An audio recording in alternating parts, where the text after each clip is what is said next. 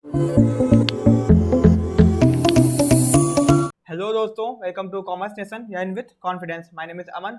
दोस्तों, Commerce Nation ने आप लोगों के लिए Commerce Nation research talent launch किया है। मतलब कि आप लोग क्या बोलते हैं, बेचू बीकॉम और एमकॉम का एग्जाम आप लोग दे सकते हैं। ठीक है, कॉमर्स नेशन ऐप पे दोस्तों फ्री में, वो भी ठीक है। मतलब कि आप लोग बीकॉम का और एमकॉम का एग्जाम दे सकते हैं कॉमर्स नेशन ऐप में फ्री में।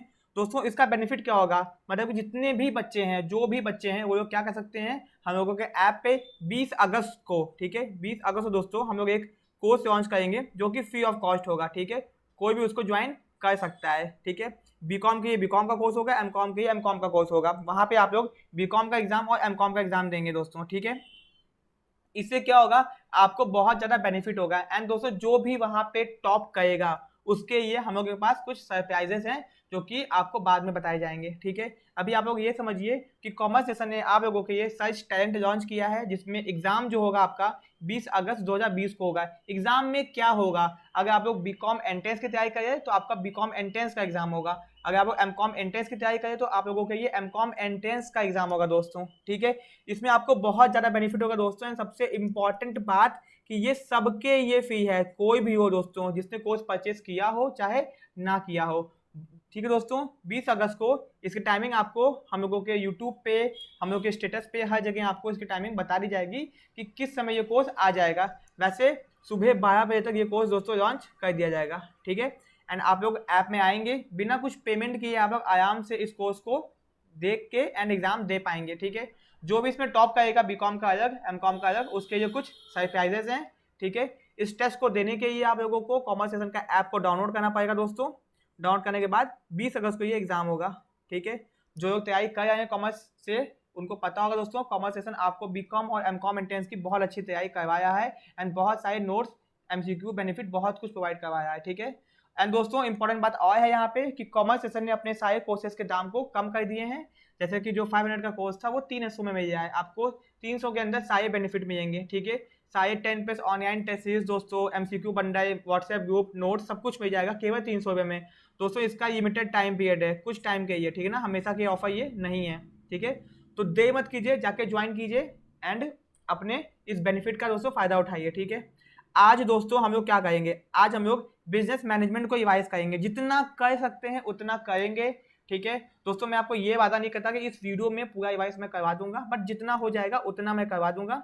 ठीक है, तो दोस्तों सबसे पहले बिजनेस मैनेजमेंट। दोस्तों बिजनेस मैनेजमेंट होता क्या है, ठीक है दोस्तों, मैनेजमेंट एक तरह का तरीका होता है जिसमें हम लोग दूसरों से काम करवाते हैं अपने गोल को अचीव करने के लिए। ठीक है, मैनेजमेंट एक तरीका होता है जिसमें हम लोग दूसरों से काम करवाते हैं अपने गोल को अचीव करने के लिए। ठीक है, अब दोस्तों इसके अंदर 3 चीजें आती हैं, प्रोसेस, इफेक्टिव और एफिशिएंट परफॉर्मेंस और अचीवमेंट ऑफ गोल। दोस्तों इफेक्टिव मतलब होता है काम को अच्छे तरीके से करना, टाइम पे कंप्लीट करना, और एफिशिएंट मतलब होता है दोस्तों काम को कम पैसे में करना, काम को कम पैसे में करना। ये चीज ध्यान रखना, ये 3 चीजें इसके अंदर आती हैं दोस्तों। इसका फीचर आपको याद रखना, एग्जाम में क्वेश्चन पूछा गया है इससे। पहला, ये एक यूनिवर्सल प्रोसेस है, मतलब सब लोग इसको मानता है कि हाँ भैया मैनेजमेंट नाम की कोई चीज है। ये कॉन्टिन्यूस प्रोसेस है, इंटेंजिबल, कोई देख छू नहीं सकता इसको। ये एक सोशल प्रोसेस है, बहुत इंपॉर्टेंट पूछा गया है।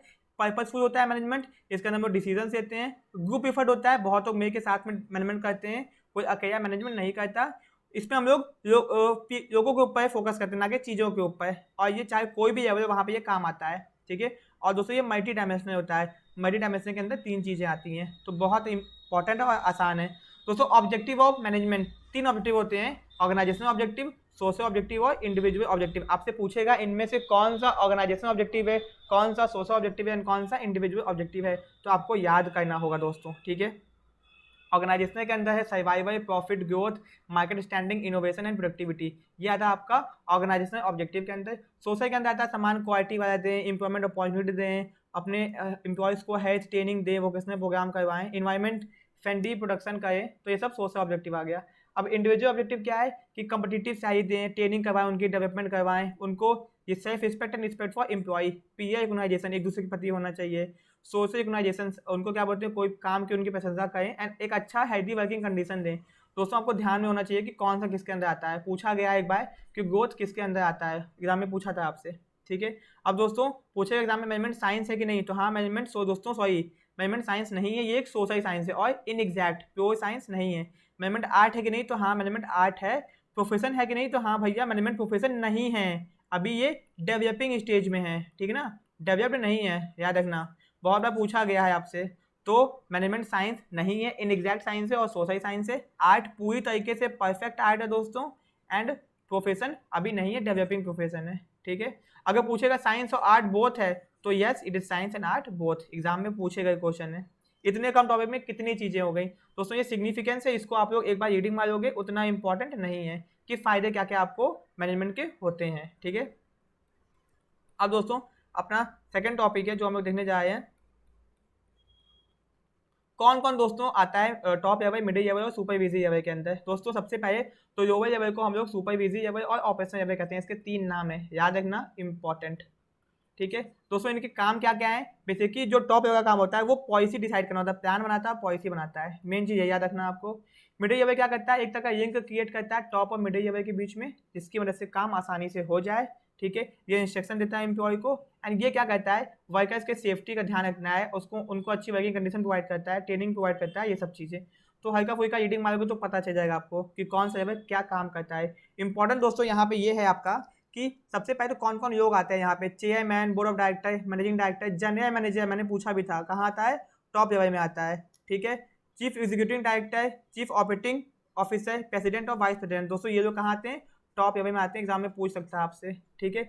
बाकी जितने मैनेजर आपके बच्चे होंगे वो कहाँ आएंगे, मिडिल में आएंगे, ध्यान देना। फैक्ट्री मैनेजर मिडिल में आता है, डिविजनल हेड मिडिल में आता है, प्लांट सुपरिटेंडेंट मिडिल में आता है और एग्जीक्यूटिव ऑफिसर मिडिल में आता है। ये थोड़ा कंफ्यूजिंग है, मैंने इसी अलग से मार्क कर दिया। सुपरवाइजर, सुपरिटेंडेंट, फोरमैन, इंस्पेक्टर, सब डिपार्टमेंट क्लर्क, ये सब कहाँ आते हैं दोस्तों आपके यहाँ, एग्जीक्यूटिव, सब डिपार्टमेंट एग्जीक्यूटिव, ये लोअर लेवल में आता है, ठीक है। और दोस्तों इसको हम लोग फर्स्ट लाइन मैनेजमेंट भी कहते हैं। तो कौन कहाँ पे आता है ध्यान रखना, जैसे कि जीएम, जनरल मैनेजर, आपको लगेगा कि ये मिडिल में आता है बट ये आता है टॉप में, इंपॉर्टेंट है, ध्यान देना, कुछ भी नहीं है, बस आपको ध्यान देना है केवल, ठीक है। ये भी खत्म हो गया अपना। अब दोस्तों आते हैं हम लोग तीसरे टॉपिक पे, प्रिंसिपल ऑफ मैनेजमेंट। दोस्तों प्रिंसिपल ऑफ मैनेजमेंट का मतलब क्या होता है, जो प्रिंसिपल मतलब होता है फंडामेंटल ट्रूथ, सच्चाई, एंड मैनेजमेंट प्रिंसिपल क्या होते हैं, एक फंडामेंटल ट्रूथ है, सच्चाई है, जिसके हिसाब से हम लोग मैनेजमेंट के अंदर डिसीजंस लेते हैं। मतलब बिजनेस के अंदर जो मैनेजमेंट है उसके पीछे लॉजिक होता है, उस लॉजिक को बनाया गया है, तो उसी को कहते हैं प्रिंसिपल्स ऑफ मैनेजमेंट, मैनेजमेंट के नियम, कायदे, कानून, ठीक है। दोस्तों इसके फीचर ध्यान देना, ये इवोल्यूशनरी है, solve by practice and experiment, मतलब एक्सपेरिमेंट और प्रैक्टिस से बनाए गए हैं। बिहेवियर इन नेचर, नेचर के हिसाब से नियम, कायदे, कानून होते हैं। लिमिटेड एप्लीकेशन, जिसका ज़्यादा यूज़ नहीं होता है, जिस चीज़ के बनाया गया है उसी चीज़ के यूज़ कर सकते हैं। जनरल गाइडेंस, ये नॉर्मली गाइडलाइंस होती हैं जिसके हिसाब से हम लोग काम करते हैं। फ्लेक्सिबल इन नेचर, ठीक है, ये फ्लेक्सिबल होता है, मतलब ऐसा नहीं कि ये फिक्स्ड है, बना दिया गया तो चेंज नहीं हो सकता। जैसे स्कूल में नियम बना दिया गया ना ठंडी के मौसम में भैया आपको स्वेटर पहन के आना है, तो ऐसा नहीं है, आप लोग कोट पहन के भी जा सकते हो, ठीक है ना, ब्लेजर पहन के जा सकते हो। यूनिवर्सिटी मतलब सब लोग इसको मानता है। कंटीजेंट मतलब दोस्तों टाइम आने पे, सिचुएशन आने के हिसाब से इसको यूज किया जाता है। और कॉज एंड इफेक्ट, इसका क्या इफेक्ट होगा, इसका क्या ये चीज़ों, ये इफेक्ट, कॉज और इफेक्ट, कारण और इफेक्ट दोनों इसमें हमको पता चल जाते हैं, तो इंपॉर्टेंट है, ध्यान देना। अब दोस्तों प्रिंसिपल ऑफ मैनेजमेंट किसने दिया है, हेनरी फ्योय ने दिया है। इनको father of principle of management कहते हैं। बॉर्न कहाँ हुए थे, फ्रांस में 1841 के अंदर।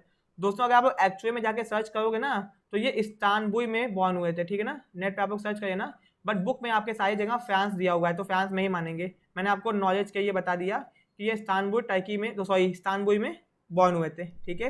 एंड दोस्तों ये 1841 में फ्रांस में, यहाँ पे बुक में क्योंकि लिखा है, बेचू भी बुक में मानता है तो हम लोग बुक में ही का मानेंगे, बट आपको एक्चुअल में नॉलेज होनी चाहिए। दोस्तों इन्होंने माइनिंग इंजीनियरिंग हासिल की 1860 के अंदर, एज अ काम करना स्टार्ट किया कोई, ठीक है, माइनिंग कंपनी के अंदर, इंजीनियर से कोई माइनिंग कंपनी के अंदर।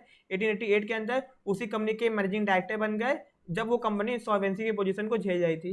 क्यों फेमस है ये, father of management studies and thoughts इन्होंने दिया है, ठीक है। उन्होंने साफ साफ बताया है कि टेक्निकल मैनेजर इसकी अलग अलग होती है। POSDC उन्होंने मैनेजमेंट की मेजर फंक्शंस को आइडेंटिफाई किया है और 14 प्रिंसिपल दिए हैं। इन 14 प्रिंसिपल से क्वेश्चन पूछता है। डिवीजन ऑफ वर्क, काम को छोटे छोटे पार्ट में बांट दो जिससे काम में एफिशिएंसी आ जाएगी। अथॉरिटी और रिस्पॉन्सिबिलिटी, सबको काम करने की अथॉरिटी भी दो, रिस्पॉन्सिबिलिटी भी सबकी होनी चाहिए। डिसिप्लिन, बिजनेस के अंदर डिसिप्लिन होना चाहिए। यूनिटी ऑफ कमांड, एक एम्प्लॉय को एक ही बॉस से ऑर्डर मिलना चाहिए, ठीक है। Unity of direction, 1 unit 1 plan, इसको याद रखो, एक बिजनेस एक प्लान होना चाहिए। Subordination of individual interest to general interest, business के अंदर सबका मतलब बिजनेस के मतलब की तरफ होना चाहिए, सब लोग अपने मतलब की काम ना करें। रेमुनरेशन मतलब सबको कम्पिटिटिव सही मिलना चाहिए, ऐसा नहीं कि किसी को कम किसी को ज़्यादा। सेंट्रलाइजेशन डिसेंट्रलाइजेशन, बिजनेस के अंदर सेंट्रलाइजेशन भी होना चाहिए और डिसेंट्रलाइजेशन भी होना चाहिए। सेंट्रलाइजेशन का मतलब होता है जब डिसीजन लेने की पावर टॉप लेवल के हाथ में होती है, और डिसेंट्रलाइजेशन का मतलब होता है जब डिसीजन लेने की पावर दोस्तों सारे लेवल्स के पास थोड़ी बहुत बटी होती है। इसके ये चेन मतलब कि भैया सब लोग एक चेन में बंधे होंगे, ठीक है ना, सब लोग एक चेन में बंधे होंगे, कोई भी अपने मन से काम नहीं कर सकता। Chain of superiors and subordinates, ये हो गया। Order, man material machine should be eight there proper place, सब कुछ अपनी जगह पे होगा जिससे टाइम की बचत होगी। इक्विटी, भैया सब लोग एक दूसरे से इज्जत से बात करेगा, इज्जत करेगा एक दूसरे की, इसी को बोलते हैं kind just fair treatment. Stability of tenure of personnel, मतलब सब लोग की इस बात की गारंटी होगी कि frequent promotion, frequent transfer, demotion ये सब तुरंत तुरंत नहीं होगा जिससे एम्प्लॉय डिमोटिवेट हो जाएगा, ऐसा नहीं होना चाहिए। इनिशिएटिव, सब लोग आगे बढ़ चढ़ के हिस्सा ले और अच्छे से काम करे। एस्पिड द कॉस्ट, मतलब यूनियन इन स्ट्रेंथ, ठीक है, यूनिटी एंड स्ट्रेंथ, ये आपसे क्वेश्चन कहीं से भी घुमा फिरा के आपसे पूछ सकता है, तो कुछ भी नहीं है, बहुत इंपॉर्टेंट है दोस्तों। मैंने आपको 5 मिनट में चीजें बताई हैं, तो आप लोग कितने कम टाइम में समझ सकते हो, तो आप लोग खुद देख लो, बहुत आसान है, ठीक है। जिसको भी इसका पीडीएफ चाहिए वो कॉमर्स सेशन ऐप से जाकर डाउनलोड कर सकता है फ्री ऑफ कॉस्ट में, ये स्टडी मटेरियल फ्री में है सबके लिए। अब दोस्तों साइंटिफिक मैनेजमेंट प्रिंसिपल्स, ठीक है, इसको फ्रेडरिक विंसो टेयर ने दिया था, F W Taylor, father of scientific management भी कहा जाता है, फादर ऑफ साइंटिफिक मैनेजमेंट। दोस्तों इनको कहा जाता है, बॉर्न इन 1856 यूएसए, याद रखना। 1878 के अंदर उन्होंने mid well steel company join की थी एज अ मैकेनिकल इंजीनियर, ठीक है। इन्होंने साइंटिफिक स्टडीज एंड टेक्निक्स को डेवलप किया है। ये बहुत कंसर्न थे व्हीकल के इफिशिएंसी और कैसे भी किसी चीज़ का ऑप्टिमम यूटिलाइजेशन किया जाए, किसी भी सामान का, ठीक है। इनके जो प्रिंसिपल थे वो बेस्ड थे, जब व्हीकल फैक्ट्री में काम कर रहे थे उन्होंने देखा कि काम अच्छे से नहीं हो पाया है, प्लानिंग की कमी है, तो यही सब देख के इन्होंने नियम कायदे कानून बना रहे हैं बहुत तेज से दोस्तों ये, ठीक है। इन्होंने क्या क्या दिया है, सॉफ्ट मैनेजमेंट का कंसेप्ट इन्होंने दिया है, बुक एक थी इन्होंने छापी है, P8 सिस्टम इन्होंने दिया है, प्रिंसिपल ऑफ साइंटिफिक मैनेजमेंट इन्होंने दिया है, तो बहुत बार पूछा गया है सब क्वेश्चन, इंपॉर्टेंट। दोस्तों मतलब क्या होता है, मतलब कि एप्लीकेशन, मतलब use of science in management, इन्होंने कहा सिखाया कि कैसे हम लोग साइंस का यूज कर सकते हैं मैनेजमेंट के अंदर, ठीक है। उसके बाद दोस्तों कि scientific management means knowing exactly what you want man to do, कि लोग क्या करें, एंड ये देखना कि वो अच्छे और सस्ते तरीके से कर रहे हैं कि नहीं।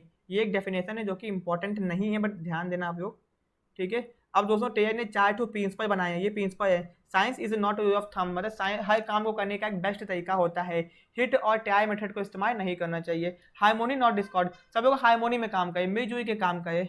कॉर्पोरेशन नॉट इंडिविजुअलिज्म, मतलब कॉर्पोरेशन में काम करे, कोई इंडिविजुअल नहीं, अकेले अकेले कोई काम ना करे, सब लोग कॉर्पोरेशन में काम करे, यूनिटी में काम करे, ठीक है। चौथा, development of worker to their greater efficiency and prosperity, मतलब सब वर्कर का उनको ट्रेनिंग प्रॉपर प्रोवाइड की जाए जिससे वो अच्छे से काम कर सके, उनकी जिससे इफिशिएंसी और प्रॉस्पेरिटी बढ़ती जाए। तो इस चारों पॉइंट को आपको याद रखना, एग्जाम में आपसे कैसे भी पूछ सकता है, ठीक। दोस्तों उसके बाद उन्होंने साइंटिफिक टेक्निक्स को डेवलप किया था, पहला था फंक्शनल फोरमैनशिप, पूछता है कि ये किसने दिया है, तो चुपचाप से बता देने का है कि एफडब्ल्यू टेयर ने दिया है, ठीक है।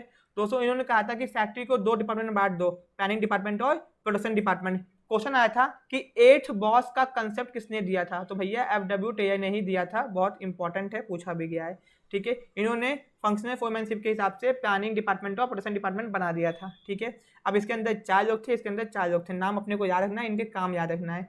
रूट का एक, इंस्ट्रक्शन का एक, टाइम एंड कॉस्ट का, डिसिप्लिनेरियन। दोस्तों आपको इसको नाम पता हो गया, आपको ये सब चीज़ें याद रखनी है, ठीक है। इन चारों के नाम आपको याद रखना है। जैसे इंस्पेक्टर का काम क्या होता है कि सामान की क्वालिटी के ऊपर नजर रखना, क्वालिटी खराब ना हो जाए। रिपेयर बॉस, कोई भी सामान खराब हो, मशीन खराब हो, ये आए तुरंत रिपेयर करके चले जाएं। स्पीड बॉस, गैंग बॉस, ठीक है, आपको इसको याद रखना है, चारों के 8 के नाम, ठीक है। उसके बाद ये किस में आता है, ये भी याद रखना है कि ये प्लानिंग के अंदर आता है, और ये भी याद रखना है कि ये प्रोडक्शन के अंदर आता है, ठीक है ना, याद रखना है इसको। फिर इन्होंने कहा कि स्टैंडर्डाइजेशन ऑफ वर्क, काम के अंदर एक स्टैंडर्ड होना चाहिए, हर काम का एक स्टैंडर्ड होना चाहिए, ठीक है। फैटिक स्टडी, फैटिक मतलब वो दोस्तों होता है रेस्ट इंटरवल, कि एक वर्कर कितना रेस्ट लेता है, इस बात को ध्यान में रखो। मेथड स्टडी, हर काम को करने का एक बेस्ट तरीका होना चाहिए। टाइम स्टडी, कौन काम को करने में कितना टाइम लेता है। मोशन, कौन अननेसेसरी इधर उधर घूम रहा है उसको कंट्रोल करना। डिफेंसिव पीस रेट सिस्टम, ये किसने दिया है, मतलब कि पीस के हिसाब से पैसा देना, कि भैया जो ज़्यादा पीस बनाएगा उसको ज़्यादा पैसा मिलेगा, जो कम पीस बनाएगा उसको कम पैसा मिलेगा, एंड जो ज़्यादा बनाएगा उसको कुछ एक्स्ट्रा पैसा भी मिलेगा। मेंटल इवोल्यूशन भी किसने दिया है दोस्तों, आपके एफडब्ल्यू टेयर ने दिया है। तो कितना आसान है, आप लोग आराम से देखो, आपके क्वेश्चन गारंटी है कि हो जाएंगे, ज़्यादा बुद्धि खर्च नहीं करनी है। ये रिवीजन वीडियो है, तो मैं आपको ज़्यादा डिटेलिंग नहीं समझा सकता क्योंकि टॉपिक को भी ख़त्म करना है। ठीक है दोस्तों। अब अपना आएगा बिजनेस इन्वायरमेंट, जो कि आप लोग इन्वायरमेंट में पढ़ चुके हो, तो यहाँ पे मैं डिस्कस नहीं करूँगा क्योंकि इन्वायरमेंट का मैंने रिवीजन करवा दिया है, तो वहाँ पर जाके आप लोग रिवाइज कर लो, ठीक है। बहुत आसान है, कुछ नहीं है इसके अंदर। अब दोस्तों आता है अपना प्लानिंग का मतलब क्या होता है। प्लानिंग मतलब होता है एडवांस में सोचना कि क्या करना है, कैसे करना है, कौन करेगा, ठीक है, यही होता है प्लानिंग मतलब। एक गैप को दूर करना कि कहाँ पे हैं और कहाँ जाना है। Bridges the gap between where we are and where we want to reach. कहाँ पे हैं और कहाँ जाना है, ये अपना गोल है। यहाँ पे हम लोग खड़े हैं और यहाँ जाना है, तो ये एक तरह का गैप को क्या बोलते दिखाता है, ठीक है। तो अब इसके फीचर्स को दोस्तों इंपॉर्टेंट ध्यान रखना। प्लानिंग फोकस करता है गोल को अचीव करने में। प्लानिंग कॉन्टिन्यूअस फंक्शन है, परवेसिव मतलब चाहे वो हर जगह काम आता है दोस्तों, ठीक है, कोई भी लेवल है वहाँ काम आता है। प्लानिंग एक प्राइमरी फंक्शन है, फर्स्ट फंक्शन है। प्लानिंग को फॉरवर्ड लुकिंग और फ्यूचरिस्टिक भी कहते हैं। प्लानिंग के अंदर हम लोग डिसीजन लेते हैं। प्लानिंग एक मेंटल एक्सरसाइज है और प्लानिंग एक इंटेलेक्चुअल, जिसमें दिमाग बहुत ज़्यादा खर्च होता है, बिना दिमाग खर्च की प्लानिंग नहीं होती है। तो फीचर्स को याद रखना, पूछ देता है क्वेश्चन। इंपॉर्टेंस को केवल आप लोग रीडिंग मारोगे, इंपॉर्टेंस कोई याद नहीं करेगा, जो करेगा वो बेवकूफ़ है, याद मत करना, ठीक है। तो आप लोग इंपॉर्टेंस याद करना, ये बहुत इंपॉर्टेंट है। प्लानिंग इज टू रिजिडिटी, मतलब कोई भी काम रिजिड हो जाता है, बंध जाता है, हमें उसको उसके हट के नहीं कर सकते हैं। प्लानिंग के अंदर बहुत एक्सपेंसिव और कॉस्ट लगता है, ह्यूज कॉस्ट लगता है। हमारी प्लानिंग हमारी क्रिएटिविटी को खत्म कर देता है। Planning does not guarantee success. Planning करियो इसका मतलब सक्सेसफुल नहीं हो जाओगे, एक टाइम कंज्यूमिंग प्रोसेस है, ठीक है। स्टेप्स को आपको याद रखना है कि कौन कौन से स्टेप्स आते हैं, पहला कौन सा है, आखिरी कौन सा है। पूछ देगा कि ये स्टेप है कि नहीं, पूछ देगा कि ये इसमें आता है कि नहीं, पूछ देगा कि ये इसमें है कि नहीं। तो स्टेप्स को याद रखना, बस हेडिंग्स ध्यान दोगे तो आपको आ जाएगा, ठीक है। अब दोस्तों यहाँ पे अपना आता है टाइप्स ऑफ प्लान, बहुत ही इंपॉर्टेंट बात है भैया में ये। Objective, strategy, policy, procedure, use, programme, method, budget पूछ देता है कभी कभी। एक तो ऑप्शन दे देगा, कहेगा इनमें से कौन सा प्लानिंग नहीं है, तो ये टाइप्स ऑफ प्लान के अंदर नहीं आता है। तो आपको तो पहले नाम याद होने चाहिए, ठीक है ना। पहला objective, goal, aim, purpose, achieve over time, जो कि हमको टाइम के हिसाब से अचीव करना है। स्ट्रेटेजी, कंप्रहेंसिव प्लान, जो कि किसी प्रॉब्लम को सॉल्व करने की होता है, गिवन प्रॉब्लम को। जैसे भैया क्रिकेट मैच खेला है, अब कोई शॉर्ट बॉल फेंक गया है, तो शॉर्ट बॉल पे छक्का कैसे मारा जाए, तो ये स्ट्रेटेजी बनाई जाती है इसके लिए। तो कंप्रहेंसिव प्लान होता है किसी प्रॉब्लम को, पर्टिकुलर प्रॉब्लम को सॉल्व करने के लिए। पॉलिसी, जनरल स्टेटमेंट होता है जो जिसकी वजह से मैनेजमेंट डिसीजन लेता है। जैसे भैया ऑफिस की पॉलिसी, बिजनेस की पॉलिसी होती है, सामान बिका हुआ सामान वापस नहीं होगा, ठीक है। प्रोसीजर, ये क्या क्या होता है, क्रोनोलॉजिकल स्टेप्स होता है जो कि हम लोग एक्टिविटी को करते हैं, ठीक है। यूज, ये स्पेसिफाइड स्टेटमेंट होते हैं जो हमको बताते हैं क्या करना है और क्या नहीं करना है किसी सिचुएशन के अंदर। प्रोग्राम, ये प्रोसीजर, पॉलिसी, यूज के मिक्सचर होते हैं। मेथड, ये बताता है कि वे ऑफ डूइंग रूटीन या फिर स्पेसिफिक जॉब, किसी भी काम को कैसे किया जाए। बजट, जो कि भैया क्वान्टिटेटिव नंबर के टर्म में होते हैं, ठीक है, और ये हमको फ्यूचर की नीड दिखाते हैं, ठीक है। अब याद रखना है इसके अंदर कौन सा स्टैंडिंग है, कौन सा सिंगल यूज है, कौन सा नाइदर सिंगल नॉर रिपीटेटिव, ठीक है। इसको अगेन एंड अगेन इस्तेमाल कर सकते हैं, ये याद रखना इंपॉर्टेंट है। ये एक तो नया सा है भैया प्रोजेक्ट, जो कि सिंगल यूज़ के अंदर आता है, वन टाइम यूज़ के अंदर आता है, और ये ना ही सिंगल है ना ही रिपीटेटिव है, तो इंपॉर्टेंट है, याद रखना इंपॉर्टेंट, बहुत बार हर बार क्वेश्चन पूछे गए हैं। प्लानिंग दोस्तों इनकम्प्लीट है कंट्रोलिंग के, ठीक है, प्लानिंग इनकम्प्लीट है कंट्रोलिंग के, याद रखना इंपॉर्टेंट है, बहुत बार पूछा गया है। प्लानिंग हो गया दोस्तों। अब दोस्तों आते हैं हम लोग ऑर्गेनाइजिंग के ऊपर। ऑर्गेनाइजिंग का मतलब क्या होता है, प्लानिंग तो कही हमने कि सब कुछ को ऐसे अरेंज करना जिससे हम लोग हर चीज़ का एफिशिएंट यूज़ कर पाएँ, हर रिसोर्सेज का एफिशिएंट यूज़ कर पाएँ।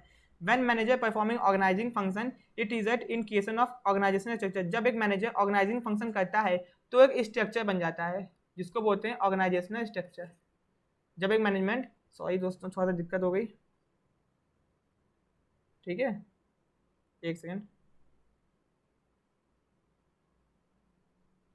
दोस्तों। जब एक मैनेजर क्या बोलते हैं ऑर्गेनाइजिंग फंक्शन करता है, चीज़ों को ऑर्गेनाइज करता है, तो होता क्या, एक स्ट्रक्चर बन जाता है जिसको बोलते हैं ऑर्गेनाइजेशनल स्ट्रक्चर, ठीक है। इसी के अंदर हम लोग काम करते हैं। एग्जांपल के तौर पे गवर्नमेंट डिपार्टमेंट का स्ट्रक्चर अलग होता है, ठीक है, पब्लिक कंपनी का स्ट्रक्चर अलग होता है, जॉइंट स्टॉक कंपनी का स्ट्रक्चर अलग होता है, ठीक है। हर बिजनेस के स्ट्रक्चर जो होते हैं, ढांचे अलग अलग होते हैं, किसी में बोर्ड ऑफ डायरेक्टर्स होते हैं, किसी में मेंबर्स होते हैं, किसी में पार्टनर्स होते हैं, तो डिफरेंट डिफरेंट होता है, ठीक है दोस्तों। इसका प्रोसेस आपको याद रखना है, ठीक है, ये प्रोसेस आपके माइंड में होना चाहिए, मुझे बताने की जरूरत नहीं है, पूछ देगा आपसे।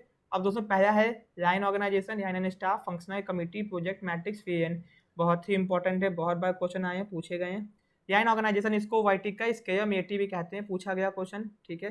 ये सबसे सिंपलेस्ट और ओल्डेस्ट फॉर्म का ऑर्गेनाइजेशन है, इसको मेटी में यूज करते हैं ज़्यादा। It signify direct chain of command, मतलब top to bottom chain of command, सब लोग अपने ऊपर वाले को रिस्पॉन्ड करता है। अथॉरिटी रिस्पॉन्सिबिलिटी वो जो होती है वो वर्टिकली फ्लो करती है कि स्टेट या इनके अंदर बिना टूटे, ठीक है। One single hand who give command to subordinate and they are accountable to them only, मतलब यूनिटी ऑफ कमांड अच्छे से होता है इसके अंदर, ठीक है। इसके फीचर्स आप लोग देख रहे होगे दोस्तों, ठीक है, बहुत ही इंपॉर्टेंट है दोस्तों। एक क्वेश्चन पूछा गया, आप लोग कमेंट करके बताओगे कि याइन ऑर्गेनाइजेशन स्मॉल बिजनेस की सूटेबल है कि बिग बिजनेस की सूटेबल है, ठीक है। ये आप लोग कमेंट करके बताओगे, ठीक ना, ये आप लोग कमेंट करके बताओगे, ठीक है। अब टाइप्स ऑफ याइन ऑर्गेनाइजेशन, एक होता है प्योर याइन, एक होता है डिपार्टमेंटल याइन, ये बस नाम याद कर लो काफी है, ठीक है।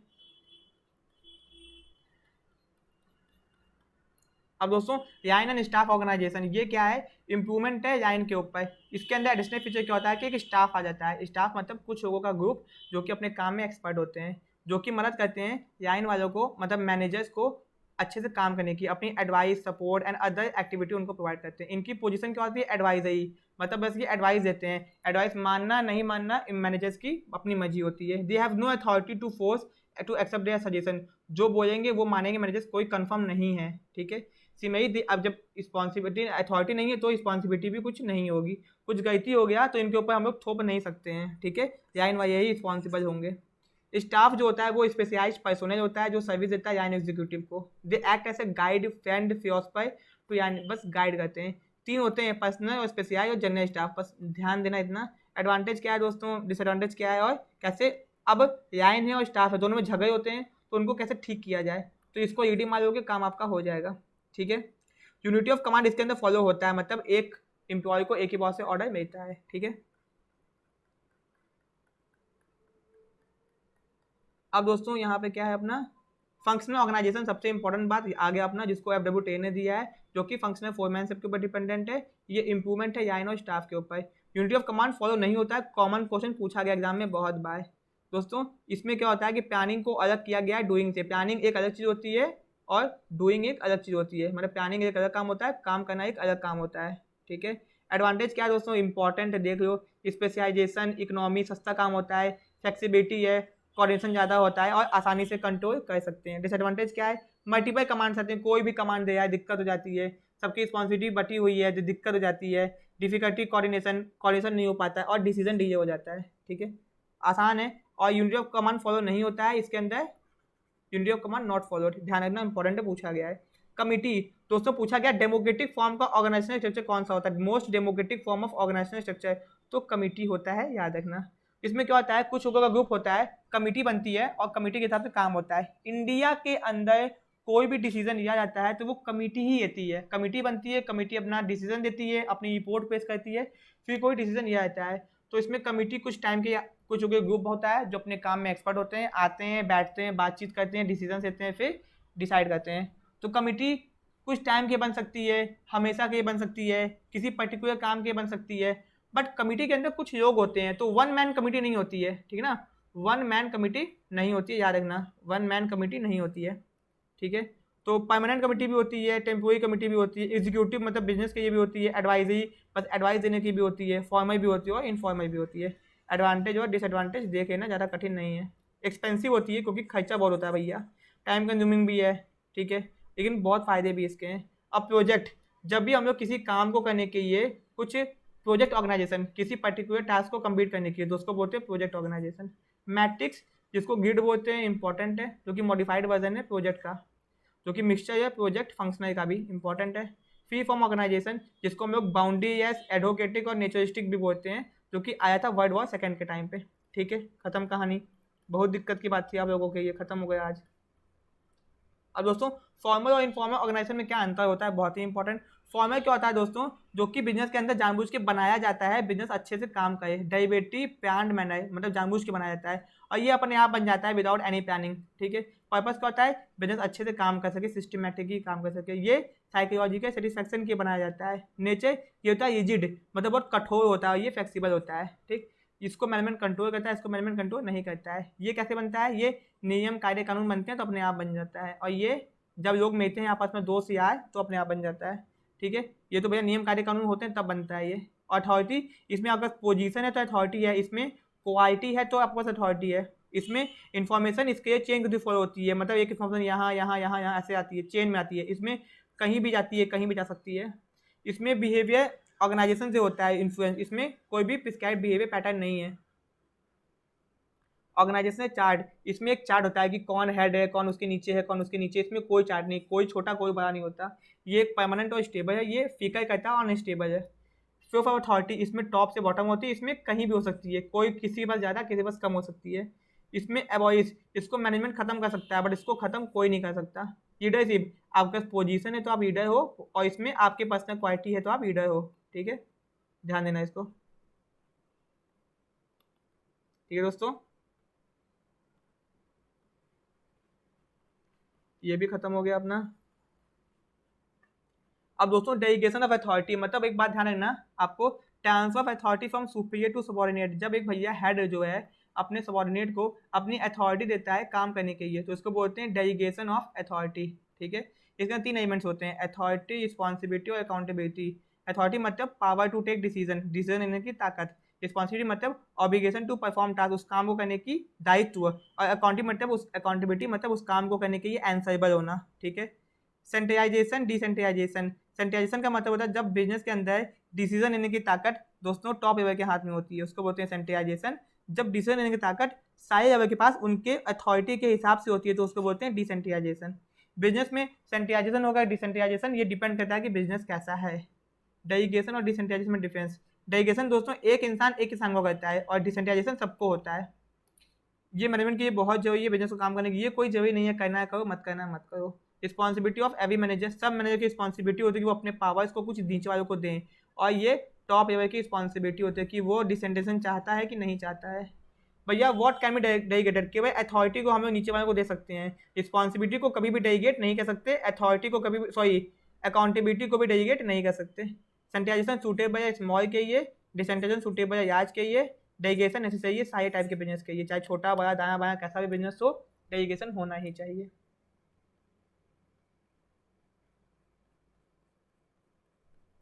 अब दोस्तों स्टाफिंग का क्या मतलब होता है, स्टाफिंग का मतलब होता है कि राइट पर्सन को अपॉइंट करना राइट जॉब के लिए, मतलब एक अच्छे इंसान को अपॉइंट करना जो उस काम के लिए सूटेबल हो। ठीक है, finding the right person for the right job, having the right qualification, doing the right job at the right time. ठीक है, स्टाफिंग पार्ट है ह्यूमन रिसोर्स मैनेजमेंट का। दोस्तों जो स्टाफिंग फंक्शन होता है वो आपके प्लानिंग के पांचों फंक्शन में से इंपॉर्टेंट फंक्शन नहीं है। मतलब अगर पूछ देगा एग्जाम में कि कौन सा फंक्शन मैनेजमेंट का पार्ट नहीं है, और सब प्लानिंग दिया है, ऑर्गेनाइजिंग दिया है, स्टाफिंग दिया है, डायरेक्टिंग दिया है, कंट्रोलिंग दिया है, तो स्टाफिंग उतना पार्ट नहीं होता है। ठीक है, ध्यान देना इस बात का। दोस्तों स्टाफिंग की इंपॉर्टेंस है, इसको आप लोग ईटी मार सकते हैं। सिंपल सा मतलब बस ये होता है कि सही बंदे को नौकरी पे रखना जिसके पास क्वालिफिकेशन हो काम करने के लिए। दोस्तों ये आपका प्रोसेस है। सबसे पहले आपको कितने लोगों को जरूरत हो उसका एस्टिमेशन करो, फिर रिक्रूटमेंट करो, उनको सर्च करो, सिलेक्शन करो मतलब चूज करो, प्लेसमेंट करो, उनका ओरिएंटेशन करो, उनको ट्रेनिंग दो, उनको डेवलपमेंट करो, उनकी परफॉर्मेंस को नापो, उसके बाद प्रमोशन और करियर की प्लानिंग करो उनकी, और फिर उनको कंपनसेशन में कितना पैसा दोगे ये देखो। ये आपका प्रोसेस होता है, एग्जाम में पूछ सकता है। अब दोस्तों एलिमेंट ऑफ स्टाफिंग पूछा है कि इनमें से स्टाफिंग का कौन सा एलिमेंट नहीं है। ठीक है, तो रिक्रूटमेंट, सिलेक्शन और ट्रेनिंग क्या बोलते हैं स्टाफिंग का एलिमेंट है। ठीक है, रिक्रूटमेंट एक पॉजिटिव स्टेप है क्योंकि इसमें हम नौकरी पे लोगों को रखते हैं, लोग आते हैं। सिलेक्शन एक नेगेटिव है क्योंकि इसमें हम लोग छाड़ देते हैं, इंपॉर्टेंट है। ट्रेनिंग मतलब उनकी नॉलेज को इंप्रूव करते हैं। इस तीनों को मिलाएंगे तो स्टाफिंग बन जाएगा। ठीक है, सोर्स ऑफ रिक्रूटमेंट इंपॉर्टेंट है, एक होता है इंटरनल, एक होता है एक्सटर्नल। बिजनेस के अंदर से लोगों को नौकरी पे रखना, बिजनेस से बाहर से लोगों को नौकरी पे रखना। इंटरनल होता है दोस्तों डायरेक्ट रिक्रूटमेंट, जो लोग आते हैं खुद ही। कैजुअल कॉलर मतलब वेटिंग लिस्ट, अपनी कैजुअल कॉल मतलब जाके जमा करते रहते हैं अपने सीवी ऑफिस के अंदर, जब काम पड़ता है बिजनेस को तो वो छाट के बुला देता है। एडवर्टीजमेंट करते हैं। एम्प्लॉयमेंट एक्सचेंज, भैया बहुत सारी कंपनियां होती हैं, वो देखना आपने मूवी देखी होगी अगर भारत, जिसमें सलमान खान एम्प्लॉयमेंट एक्सचेंज की मदद से बाहर गया था। ठीक है, जो कंपनी होती हैं आपको नौकरी दिलवाती हैं। ठीक है, उसके बाद placement agency and management contract, ये सब दोस्तों ये स्पेशलाइज कंपनी होती हैं जो इसी काम के लिए बनी होती हैं, आपको नौकरी दिलवा के जाएंगी, कुछ आपसे पैसा चार्ज करेंगी। ठीक है, उसके बाद ये आपका ये सब आपका एक्सटर्नल है, इसको याद रखना। फिर कैंपस प्लेसमेंट, आप बीएचयू से बीकॉम करिए, कंपनी आएगी आपको उठा के जाएगी जॉब के लिए। ठीक है, जैसे बनारस के अंदर उत्कर्ष स्मॉल फाइनेंस बैंक है जो बीएचयू के बच्चों को बहुत नौकरी देता है, टाटा कंपनी भी बीएचयू के बच्चों को बहुत नौकरी देती है। रिकमेंडेशन ऑफ एम्प्लॉय, कोई काम का है, उसने रिकमेंडेशन दे दिया कि हाँ देखो ये अच्छा है तो आप नौकरी पे रख सकते हैं। ये बाय कॉन्ट्रैक्ट है, मजदूरों के लिए होता है। एडवर्टीजमेंट ऑन टेलीविजन, टीवी पे एडवर्टाइज कर दिया और वेब पे इंटरनेट की मदद से जॉब दे दिया। ये सब जितने भी थे सब एक्सटर्नल थे, बिजनेस के बाहर के सोर्स थे, और ये सब क्या है इंटरनल है। ठीक है, इंटरनल मतलब दोस्तों होता है प्रमोशन करना, बिजनेस के अंदर हम लोग क्या करा है, कोई ऊपर जॉब खाई थी उसको प्रमोट कर दिया।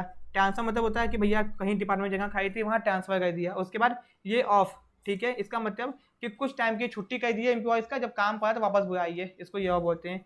याद रखना है सबका मतलब। और दोस्तों क्या रखना है कि कौन सा इंटरनल में आता है, कौन सा एक्सटर्नल में आता है, ठीक है। स्पीड तो तेज है दोस्तों थोड़ी सी, क्योंकि ये एक रिवीजन वीडियो है, मैंने आपको पहले ये सब कुछ पढ़ा दिया है, ठीक है। कोई डाउट है कमेंट कर देना। आपके अगर 2000 कमेंट होंगे तो मैं 2000 का रिप्लाई करूंगा, आप लोग परेशान मत हो। कोई भी डाउट हो comment your doubt, I will reply, don't worry, ठीक है। अब दोस्तों सिलेक्शन का क्या मतलब होता है, choosing the best candidate from the pool of applicant, सब में से एक अच्छे को चूज करना। इसका प्रोसेस क्या होता है याद रखना, पहला होता है उसकी स्क्रीनिंग करना कि eliminating candidate who not fulfil condition, ठीक है। उसमें हम लोग छाड़ देते हैं जो कंडीशन पूरी नहीं करते हैं। फिर उनका टेस्ट लेना, ये आपको याद रहना कौन कौन से टेस्ट होते हैं। पहला होता है इंटेलिजेंस टेस्ट, कि उसकी मेंटल एबिलिटी का टेस्ट लेना, ट्रेड टेस्ट, उसका बेसिक नॉलेज है कि नहीं, पर्सनालिटी टेस्ट कि भैया उसके इमोशन रिएक्शन मैच्योरिटी, भैया एकदम ऐसा तो नहीं कि रोने गाने लगेगा, ठीक है। इंटरेस्ट टेस्ट कि भैया उसका जॉब में इंटरेस्ट है कि नहीं। उसके बाद एप्टीट्यूड टेस्ट कि भैया क्या वो नई चीज़ों को सीख पाएगा कि नहीं, याद रखना इंपॉर्टेंट है, ठीक है। सिमुलेशन टेस्ट दोस्तों, सिमुलेशन टेस्ट एक ऐसा टेस्ट होता है जहाँ पे आपको एकदम ओरिजिनल सिचुएशन में डाल दिया जाएगा और आपका टेस्ट लिया जाएगा, ठीक है।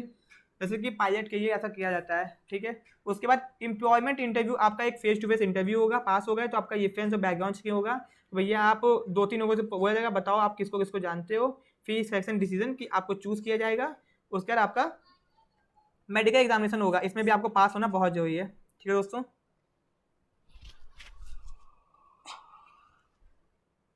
उसके बाद दोस्तों आपको जॉब का ऑफर दिया जाएगा आफ्टर मेडिकल एग्जामिनेशन, ठीक है। उसके बाद कॉन्ट्रैक्ट ऑफ एम्प्लॉयमेंट, ठीक है।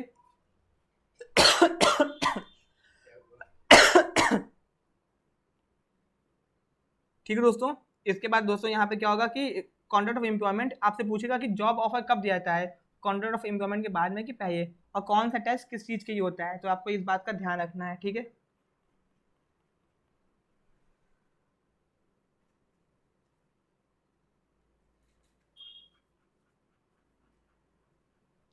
दोस्तों ट्रेनिंग एंड डेवलपमेंट, इसका क्या मतलब होता है, ट्रेनिंग दोस्तों एक तरीका होता है जिससे हम लोगों को नई चीज़ सिखा सकें, नई उनके अंदर स्किल को डाल सकें। और डेवलपमेंट मतलब होता है उनको हर तरीके से क्या कर सकें, डेवलप कर सकें, किसी भी एम्प्लॉय को। बिजनेस के अंदर ट्रेनिंग और डेवलपमेंट एम्प्लॉयज़ की जाती है। मेथड्स ऑफ ट्रेनिंग पूछेगा कौन सी ऑन दी जॉब है, कौन सी ऑफ दी जॉब है। ऑन दी जॉब का मतलब होता है जहाँ पे एम्प्लॉय काम कर रहा है वहीं पर उसकी ट्रेनिंग करवा देना, इसको लर्न बाय डूइंग भी कहते हैं, इंपॉर्टेंट। कॉमन टेक्निक क्या क्या है, पहला अप्रेंटिसशिप प्रोग्राम ट्रेनिंग, मतलब प्लम्बर के साथ में छोटू, प्लम्बर है उसके बाद में छोटू होता है, वो काम सीखता है बाद में खुद ही का प्लम्बर बन जाता है, तो ऐसा आपका ट्रेनिंग होती है। आप किसी अच्छे गाइडेड हेड के साथ में होगे और काम बाद में आप लोग सीख लोगे, ठीक है। उसके बाद जॉब रोटेशन, इसका मतलब होता है कि आपको एक जॉब से दूसरे जॉब पे शिफ्ट किया जाएगा, जिससे होगा क्या, आपको एक्सपर्टाइज होगी, आप जॉब अच्छे से सीख जाओगे, आपकी ट्रेनिंग भी होती रहेगी। इंटर्नशिप, जिसमें क्या होगा आपके कॉलेज का या फिर आपके बिजनेस का किसी ना किसी का टाइप होगा, वहाँ पे आपको भेजेगा आपकी ट्रेनिंग करवाने के लिए, ठीक है। कोचिंग, आपको कोई एक गाइड करेगा सुपीरियर, ठीक है। उसके दोस्तों of the job, of the job का मतलब होता है आपको जहाँ पे काम करो तो वहाँ से उठा के कहीं और ले जाएंगे और वहाँ पे आपकी ट्रेनिंग करवाएंगे, जैसे कि कॉन्फ्रेंस सेमिनार, ये सब जिस method suitable for conference seminar के सुटेबल होता है। कॉमन टेक्निक्स एंड नाम याद रखना, कॉन्फ्रेंस क्लासरूम, आपको क्लासरूम बिठा के लेक्चर देंगे, ठीक है। वेस्ट्यूबल ट्रेनिंग, जहाँ पे आपके बिजनेस का एक डुप्लीकेट मॉडल बनाएंगे जो कि बहुत ही एक्सपेंसिव है। जब आपके बिजनेस के अंदर बहुत हैवी मशीन्स होती हैं, आपको उसको डील करना है, तो उससे पहले आपको एक डेमो मशीन में लेके जाएंगे जो कि एकदम ओरिजिनल की तरह होगी, तो वहाँ पे आपकी ट्रेनिंग करवा देंगे। आपको फिल्म दिखाएंगे, बड़ी बड़ी कंपनी के केस स्टडी दिखाएंगे। कंप्यूटर मॉडलिंग, कंप्यूटर को एक सिचुएशन में डाल देंगे और आपसे बोलेंगे सॉल्व करो, ठीक है। सेंसिटिविटी ट्रेनिंग, कि भैया एक दूसरे के साथ आपका रिलेशनशिप कैसा होता है उसको देखने के लिए आपकी सेंसिटिविटी ट्रेनिंग को करवा देंगे, ठीक है। ये बहुत इंपॉर्टेंट है। ऑन द जॉब और ऑफ द जॉब में क्या क्या आता है आपसे पूछता है। अब दोस्तों इंपॉर्टेंस, सॉरी एक सेकेंड, डाइटिंग का दोस्तों मतलब क्या होता है, डाइटिंग का मतलब होता है, directing means telling people what to do and seeing that they do it in the best of their ability, मतलब लोगों को कहना कि आपको करना क्या है और ये देखना कि वो सही से काम कर रहे हैं कि नहीं। Feature is the most important पूछ देगा। डाइटिंग इनिशिएट एक्शन, आपको करना एक्चुअल में दोस्तों जो काम होता है ना वो यही होता है कि यहाँ पे मैनेजर जो कहता है काम करो तो काम यहाँ पे स्टार्ट होता है। ठीक है। डायरेक्टिंग एक परवेसिव फंक्शन है, मतलब कि सब जगह काम, मतलब टॉप है भाई, मिडिल है भाई, सुपरविजिव है भाई, ठीक है। डायरेक्टिंग इज कॉन्टिन्यूअस, पता ही है, show from top to bottom end, मतलब ऊपर और नीचे को डायरेक्शन देगा, नीचे और ऊपर को नहीं देगा। ह्यूमन एलिमेंट मतलब इंसान को ही डायरेक्शन दिया जाता है, किसी जानवर को नहीं, एक तरह से, ठीक है। इंपॉर्टेंस आप लोग यहाँ पे रीडिंग मारोगे, इसमें बताने की कोई जरूरत नहीं है, बहुत इंपॉर्टेंट भी नहीं है ये, ठीक है। अब दोस्तों बहुत ही इंपॉर्टेंट यहाँ पे नीचे आ गया, अपना ध्यान देने की चीज थी इंपॉर्टेंस, ठीक है। पहला क्या है, सुपरविजन, मोटिवेशन, लीडरशिप, कम्युनिकेशन, इन चारों को जोड़ देंगे तो क्या बन जाएगा, डायरेक्टिंग बन जाएगा। सुपरविजन मतलब होता है कि सुपरवाइज करना, इंस्ट्रक्शन देना। मोटिवेशन मतलब होता है लोगों को मोटिवेट करना जिससे वो अच्छे से काम कर सकें। लीडरशिप मतलब होता है उनको लीड करना, उनके साथ उनके बिहेवियर को चेंज करना। और कम्युनिकेशन मतलब होता है अच्छे से बातचीत करके उनके इमोशन के साथ, उनके साथ आइडिया, फैक्ट, इन्फॉर्मेशन शेयर करना। इन चारों के बिना डायरेक्शन हम लोग नहीं कर सकते, किसी को भी डायरेक्टिंग नहीं कर सकते। उसको सुपरवाइज करना पड़ेगा, उसको मोटिवेट करना पड़ेगा, उसको लीडर की तरह लीड करना पड़ेगा, उसको कम्युनिकेट भी साथ में करना पड़ेगा। इसी को बोलते हैं डायरेक्टिंग, साथ में तभी होगा, ठीक है। अब यहाँ पे दोस्तों कुछ इंपॉर्टेंट चीजें हैं।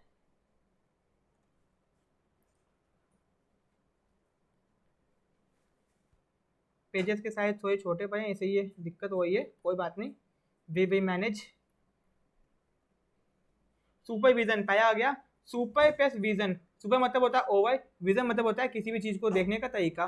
सुपरविजन एक तरीका होता है जिसमें हम लोग ये देखते हैं कि लोग कैसे काम कर रहे हैं, कि सुपीरियर देखता है कि सबऑर्डिनेट कैसे काम कर रहा है। सुपरविजन मतलब instruction, guiding, monitoring, observing employ, जब वो लोग अपना काम कर रहे होते हैं। ये इंपॉर्टेंस है, एक बार बस रीडिंग मारना, याद मत करना, याद करना तो आपकी इच्छा, आपका टाइम में यूटिलाइज करो अच्छे से, ठीक है। अब दोस्तों मोटिवेशन, दोस्तों मोटिवेशन एक बहुत ही अच्छा तरीका होता है जिससे लोगों को मोटिवेट किया जाता है, उनको स्टिमुलेट किया जाता है, इंड्यूस किया जाता है, जिससे कि बिजनेस अच्छे से काम कर सके, बिजनेस में लोग अच्छे से काम कर सकें। ये फीचर्स हैं, बहुत इंपॉर्टेंट हैं। ये एक इंटरनल फीलिंग होती है, differ from person to person, सबको मोटिवेशन अलग अलग तरीके से किया जा सकता है दोस्तों। उसके बाद मोटिवेशन एक कॉम्प्लेक्स है, बहुत कठिन चीज़ है, इसको स्टडी करना बहुत डिफिकल्ट काम है, ठीक है। Motivation may not produce Dzire result, किसी को ऐसा कोई जरूरी नहीं कि आप मोटिवेट कर दो तो आप जो काम चाहते हो वो हो ही जाए, ठीक है। Motivation involve chain of action, एक इंसान मोटिवेट होगा, बाकी उसके साथ के एम्प्लॉय भी मोटिवेट होने लगेंगे। एक कॉन्टिन्यूस प्रोसेस है, person is motivated in totality not in parts, एक इंसान पूरी तरह मोटिवेट होता है, आधा नहीं होता है। अगर आपको कोई मोटिवेट करेगा, आप ये नहीं कहोगे ना कि आज आपको आधा अच्छा लगा तो आपको पूरा अच्छा लगेगा। Motivation is different from satisfaction, satisfaction अलग चीज़ होती है, मोटिवेशन अलग चीज़ होता है, ये आप लोग अच्छे से जानते होंगे, ठीक है। मोटिवेशन में भी पॉजिटिव और मे भी नेगेटिव, हम लोग पॉजिटिव जैसे मोटिवेशन कर सकते हैं और नेगेटिव तरीके से भी मोटिवेशन कर सकते हैं, ठीक है। इंपॉर्टेंस रीडिंग मारोगे, इमिटेशन भी रीडिंग मारोगे, नॉट सो इम्पॉर्टेंट।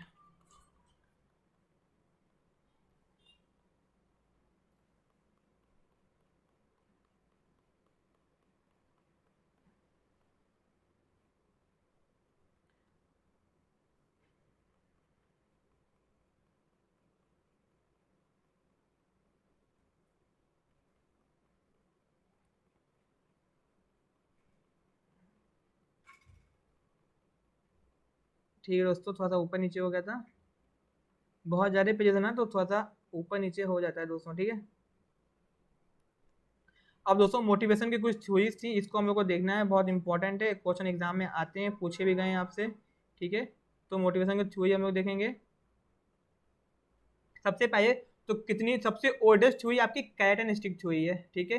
किसने दिया है और कौन सी थ्योरी है आपको पता होना चाहिए, मुझे बताने की जरूरत नहीं है, किसने दी है और कौन सी थ्योरी दी है आपको पता होना चाहिए, ये आप लोग याद कर लोगे बिना बोले, ठीक है।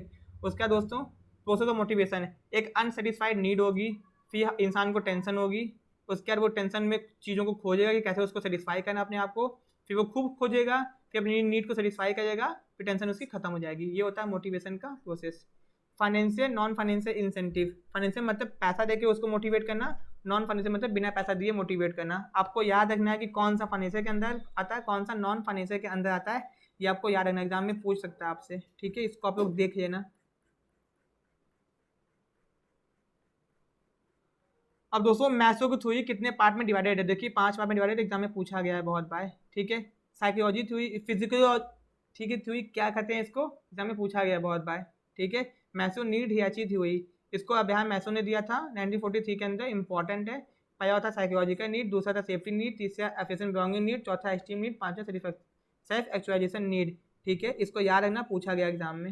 हेजलबर्ग थ्योरी जिसको फ्रेडरिक हेजलबर्ग ने दिया था 1950 के अंदर, इसने उन्होंने बताया था कि मोटिवेशनल फैक्टर और हाइजीन फैक्टर। मोटिवेशनल फैक्टर वो होते हैं जो अगर होंगे तो इंसान मोटिवेट होगा, और हाइजीन फैक्टर वो होते हैं जो कि नहीं होंगे तो मोटिवेट तो नहीं होगा बट डिससेटिस्फाई जरूर हो जाएगा। बात समझना, अगर कि हाइजीन फैक्टर बिजनेस में होंगे तो उससे मोटिवेट तो नहीं होगा, अगर नहीं होंगे तो वो डिससेटिस्फाई जरूर हो जाएगा। तो याद रखना, बाकी थ्योरीज के एआई इंपॉर्टेंट तो नहीं है बट याद रखना, एमकॉम वाले जितने भी हैं वो सब इसके ईएस को भी याद रखेंगे, बट बीकॉम वाले ईएस को याद नहीं रखेंगे, बस मैथ्स का ईयर याद रखेंगे। ठीक है, ठीक है दोस्तों, खत्म हो गया। अब दोस्तों कम्युनिकेशन, कम्युनिकेशन का क्या मतलब होता है? कम्युनिकेशन दोस्तों एक तरह का प्रोसेस होता है जिसमें हम लोग आइडिया, फैक्ट, फेक इन्फॉर्मेशन को एक दूसरे के साथ क्या करते हैं, एक्सचेंज करते हैं। ठीक है, इसके फीचर क्या है? Exchange of information, process, sender receiver होता है, कॉन्टिन्यूस फंक्शन है, ऐसा नहीं कि आज बात करेंगे कल बात नहीं करेंगे, प्राइवेसी फंक्शन होता है, फिर इसमें इन्फॉर्मेशन भी होती है और अंडरस्टैंडिंग भी होती है, और फीडबैक, फीडबैक नहीं होगा तो कम्युनिकेशन कंप्लीट नहीं होगी। ये प्रोसेस याद रखना, sender encoding, message channel, receiver decoding और फीडबैक और नॉइस, नॉइस। ठीक है, ये आपको याद रखना, पूछ देगा एग्जाम में, इंपॉर्टेंस आपको रीडिंग मानी है। ठीक है, फॉर्मल कम्युनिकेशन दोस्तों आपको मैंने बता ही दिया है, बिजनेस को चलाने के लिए बिजनेस के अंदर फॉर्मल कम्युनिकेशन होना चाहिए। ठीक है, ऑर्डर देने के लिए, बिजनेस को सही से चलाने के लिए हम लोग फॉर्मल कम्युनिकेशन रखते हैं। ये वर्बल भी हो सकता है और रिटर्न भी हो सकता है। अब टाइप्स ऑफ कम्युनिकेशन दोस्तों, एक होता है वर्टिकल, वर्टिकल के अंदर आता है अपवर्ड या फिर डाउनवर्ड। अपवर्ड मतलब कि भैया अब सबऑर्डिनेट जो है सुपीरियर के साथ कम्युनिकेट कर रहा है, डाउनवर्ड मतलब सुपीरियर सबऑर्डिनेट के साथ में कम्युनिकेट कर रहा है, वर्टिकल मतलब एक सुपीरियर एंड यहाँ पे देखिए ये इसके अंदर का है। ठीक है, सुपीरियर सबऑर्डिनेट का, ये ऊपर नीचे हो गया, ये साथ में हो गए। हॉरिजॉन्टल मतलब जब एक डिवीजन का दूसरे डिवीजन वाइज से क्या किया है, कम्युनिकेट किया है, मतलब एक परचेज मैनेजर सेल्स मैनेजर से कम्युनिकेट किया है। डायगोनल मतलब दोस्तों होता है जब एक टॉप का एक नीचे वाले के साथ कम्युनिकेट किया है, दो डिफरेंट लेवल के लोग, पूछा गया एग्जाम में, जिनके बीच में कोई भी रिलेशनशिप नहीं होता है। ठीक है, जब एक भैया मैनेजर क्लर्क के साथ में कम्युनिकेट कराया तो वो डायगोनल के अंदर आएगा, जब एक सेम लेवल के लोग कम्युनिकेट करेंगे तो वो आपका आएगा हॉरिजॉन्टल कम्युनिकेशन के अंदर। ठीक है दोस्तों, मैं आपको बता दूं, अगर आपसे गैप वाइन कम्युनिकेशन की बात करेगा तो वो आप लोग चुपचाप से इनफॉर्मल मार दोगे, इनफॉर्मल कम्युनिकेशन के अंदर आता है वो। ठीक है, अब दोस्तों फॉर्मल कम्युनिकेशन, इनफॉर्मल, आप लोग यहाँ पे देख लो। फॉर्मल क्या होता है दोस्तों, बिजनेस के अंदर अच्छे से चलाने के बिजनेस को फॉर्मल कम्युनिकेशन बहुत जरूरी होता है। इनफॉर्मल मतलब जब हम लोग बिजनेस के इंडिपेंडेंट होता है। ठीक है, ये हम लोग अपने पर्सनल सेटिस्फैक्शन के करते हैं, मतलब कि कोई फॉर्मल वे नहीं होता है। जैसे ऑफिस में बात करने का एक तरीका होता है, बट घर में हम लोग अपने घर में कैसे भी बात कर लेते हैं। तो फॉर्मल कम्युनिकेशन किसी बिजनेस को चलाने के लिए बहुत जरूरी होता है। फिर essential to carry out business work दिखा हुआ है, ये सोशल इमोशनल नीड को पूरा करने के होता है। वर्बल और रिटर्न, ये वर्बल होता है बेसिकली। ऑथेंटिकेट इन्फॉर्मेशन प्रूफ, इसमें इन्फॉर्मेशन के प्रूफ होता है, ऐसा नहीं कि कहीं से भी इन्फॉर्मेशन आ गई, इसमें कोई प्रूफ नहीं होता है। कहाँ से आया पता करेंगे, कहाँ से आया पता नहीं कर पाएंगे। इन्फॉर्मेशन डीजे हो जाती है, इन्फॉर्मेशन डीजे नहीं होती है। अब दोस्तों बैरियर्स हैं, सिमेंटिक, साइकोलॉजिकल, ऑर्गेनाइजेशनल, पर्सनल, ये नाम याद रखना, अंदर के हेडिंग्स को याद रखना, इंपॉर्टेंट है। यहाँ पे मैं बता दूं, टेक्निकल जार्गन का मतलब होता है जब हम लोग कम्युनिकेशन में कोई कठिन वर्ड को यूज करते हैं, टेक्निकल जार्गन। जब हम लोग कम्युनिकेशन में कोई टेक्निकल वर्ड यूज करते हैं ना, सामने वाला समझ नहीं पाता, तो उसको बोलते हैं टेक्निकल जार्गन। एग्जाम में पूछा गया क्वेश्चन है।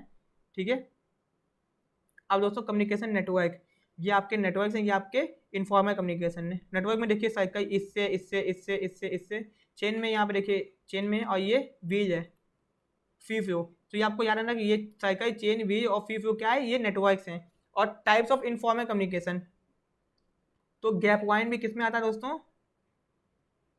स्पेलिंग करो चेक कर लेना। गॉसिप, इसमें एक बंदा नॉन सिलेक्शन बेसिस, किससे क्या बताएगा अपने को पता नहीं है, नॉन सिलेक्शन बेसिस। फिर क्लस्टर, कौन किसको बताएगा पता ही नहीं है, मतलब ये बताया तीन को, ये अपने अपने अपने खास को बताएंगे, ये अपने खास को अपने खास को अपने खास को। सिंगल स्टैंड, ये इसको ये इसको ये इसको ये इसको। ऑप्रोबेटी, कौन किसको बताएगा पता ही नहीं है। ठीक है, ध्यान रखना, पूछ देता है एग्जाम में क्वेश्चन।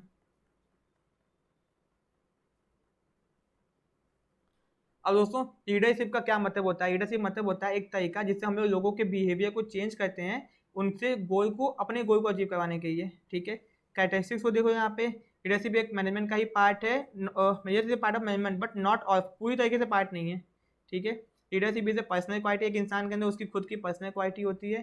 लीडरशिप कॉन्टिन्यूस होता है, सिचुएशनल सिचुएशन के हिसाब से लीडरशिप की जाती है। और leadership is the process of influencing behaviour, किसी भी इंसान के बिहेवियर को चेंज करने के लिए लीडरशिप किया जाता है। Leadership is something a person does, एक इंसान जो करता है उसी को कहता है लीडरशिप। इंपॉर्टेंस है तो आप लोग रीडिंग मारोगे, ठीक है, नॉट सो इम्पोर्टेंट। एक अच्छे लीडर की क्या क्वालिटी होती है, बहुत आसान है, रीडिंग मारो। ये थोड़ा सा मतलब आत्मविश्वास से भरा हुआ। अब लीडर दोस्तों 3 टाइप के होते हैं, ऑटोक्रेटिक जिसको ऑथोरिटेरियन भी बोलते हैं। ये क्या करता है, साइड डिसीजन खुद ही लेता है बिना दूसरे से पूछे, ठीक है। और ये leader gives order and expect obedience from the subordinate, ये कहता है ऑर्डर देता है, कहता है काम करो और कुछ नहीं। Only one way of communication, मतलब बस कम्युनिकेट कर देता है। इसको डॉगमेटिव, डायरेक्टिव और नोमैटिक भी कहते हैं। लीडर क्या करता है, इसमें पनिशमेंट को भी यूज करता है और रिवार्ड को भी यूज करता है। इसमें मेरिट और डिमेरिट आप लोग रीडिंग मारोगे, ठीक है। दोस्तों ये कब सूटेबल है, when the target have to be achieve in short, जब टारगेट को कम टाइम पे अचीव करना है और एम्प्लॉय को जॉब अच्छे से नहीं आती है, ठीक है। अदर नेम याद रखना, डेमोक्रेटिक, इसमें क्या होता है, लीडर साथ में मेक डिसीजन लेता है, ठीक है। Leader include one or more employ in decision making and what how to do, however final decision जो होता है लीडर के हाथ में होता है, मतलब सबके साथ में मिलकर काम करता है। Leader believe in active involvement of employ, leader का मानना है कि सबको इन्वॉल्व करो। He encourage to take initiative, ये कहता है कि आओ इनिशिएटिव लेते हैं। मेरिट्स क्या होता है, मेरिट्स डिमेरिट्स आप लोग देखोगे, सूटेबल तब है जब एम्प्लॉय को जॉब अच्छे से आती है। ये चीज फेयर दोस्तों क्या होता है, लीडर क्या कहता है, complete freedom, do what ever is appropriate, जो करना है वो करो बट वो सही होना चाहिए, ठीक है। तो ये होता है, इसमें बस कुछ है ही नहीं। ये तब सूटेबल है जब एम्प्लॉय मोटिवेटेड है और अच्छे से एक्सपीरियंस है, तब ये मेथड सूटेबल होता है, ठीक है। अब दोस्तों यहाँ पे डिफरेंस दिया हुआ, आप इसको देख लोगे, ठीक है। इसको बॉस सेंटर्ड, इसको ग्रुप सेंटर्ड और इसको सबऑर्डिनेट सेंटर्ड कहते हैं। ये आप लोग देख लोगे, कुछ इंपॉर्टेंट नहीं है बट एक बार रीडिंग मारे ना आ सकता है, पूछा गया बॉस सेंटर्ड, ग्रुप सेंटर्ड, ठीक है। दोस्तों कंट्रोलिंग अपना लास्ट टॉपिक है, इसके बाद कुछ चीजें बच जाएंगी जो मैं आपको अलग से बता दूंगा। कंट्रोलिंग दोस्तों एक ऐसा प्रोसेस होता है जिसके ये this is not the last function of management, इसको लास्ट फंक्शन हम लोग नहीं कहते हैं, ठीक है ना। इसको लास्ट फंक्शन हम लोग नहीं कहते हैं, याद रखना। ये होता है लास्ट बट कहते नहीं है, क्योंकि प्लानिंग हो गया दोस्तों, ठीक है। एक सेकेंड दोस्तों, पहले प्लानिंग हो गया, ऑर्गेनाइजिंग, स्टाफिंग, डायरेक्टिंग, कंट्रोलिंग। दोस्तों ये एक साइकिल होती है, ठीक है ना। इसलिए कंट्रोलिंग को लास्ट फंक्शन नहीं, this is not the last function of management, कहते नहीं हम लोग, ठीक है। कंट्रोलिंग मतलब किसी भी काम को कंट्रोल करना, क्योंकि कंट्रोल नहीं करेंगे तो काम खराब हो जाएगा ना। कोई काम हमने प्लानिंग की है और प्लानिंग के हिसाब से काम नहीं हो रहा है तो कंट्रोलिंग करना होता है। इसलिए प्लानिंग जो है कंट्रोलिंग के साथ, जैसे ही प्लानिंग स्टार्ट होगी कंट्रोलिंग भी स्टार्ट हो जाएगी। Planning start with controlling, controlling start with planning, planning incomplete without controlling, याद रखना। कंट्रोलिंग मतलब होता है process that activity in an organisation are perform as per plan, सब कुछ प्लान के हिसाब से हो रहा है कि नहीं। इसके फीचर्स दोस्तों देखो आप लोग यहाँ पे, last function of management not, ये नहीं होता है। It is a managerial function, continuous function, ठीक है, प्लानिंग से जुड़ा होता है। फॉरवर्ड लुकिंग अप्रोच, बैकवर्ड, इसमें फॉरवर्ड भी देखते हैं और बैकवर्ड भी देखते हैं, और गोल ओरिएंटेड। इंपॉर्टेंस रीडिंग मानना। स्टैंडर्ड से क्वेश्चन पूछा गया है दोस्तों, पूछता है इनमें से कौन सा कंट्रोलिंग से रिलेटेड नहीं है या फिर कौन सा कंट्रोलिंग का पार्ट है। तो स्टैंडर्ड सेट करना, फिर मेजरिंग एक्चुअल परफॉर्मेंस को मेजर करना, फिर एनालिसिस करना, फिर कंपेयर करना एक्चुअल परफॉर्मेंस को स्टैंडर्ड से, फिर टेकिंग करेक्टिव एक्शन, ठीक है। कंट्रोल एक तरह का फीडबैक सिस्टम होता है। मैनेजमेंट बाय एक्सेप्शन, अगर पूछेगा मैनेजमेंट बाय एक्सेप्शन तो आप लोग चुपचाप से मार दोगे कंट्रोलिंग, ठीक है। Planning and controlling go side by side. दोस्तों ये जो डेफिनेशन है किसने दी है, कुंज और डोनाई ने दी है, ध्यान देना, ठीक है। दोस्तों अब बच क्या गया देखते हैं। दोस्तों इंडस्ट्रियल कॉम्बिनेशन का दोस्तों मैं अलग से वीडियो बना दूंगा, ठीक है, जिसमें मैं आपको अलग से रिवाइज करवा दूंगा। इसमें आपको कार टाइप पूरी किस में आता है बस वो देखना है, ठीक है। वैसे ये बिजनेस ऑर्गेनाइजेशन का था, मैंने आपको वहाँ पे नहीं पढ़ाया था, बट आपका बिजनेस मैनेजमेंट खत्म हो गया है, ठीक है। बिजनेस मैनेजमेंट दोस्तों आपका खत्म हो गया है, तो आप लोग अच्छे से रिवाइज करो। इंडस्ट्रियल कॉम्बिनेशन का वीडियो अलग से मैं बना दूंगा, ठीक है। किसी को कोई डाउट है कमेंट करके पूछ सकता है। वीडियो पसंद आया तो वीडियो को लाइक, चैनल को सब्सक्राइब जरूर कीजिएगा दोस्तों। एंड बहुत जल्दी हम लोग आपके ये और बेनिफिट लेके आने वाले हैं, ठीक है। Thank you so much.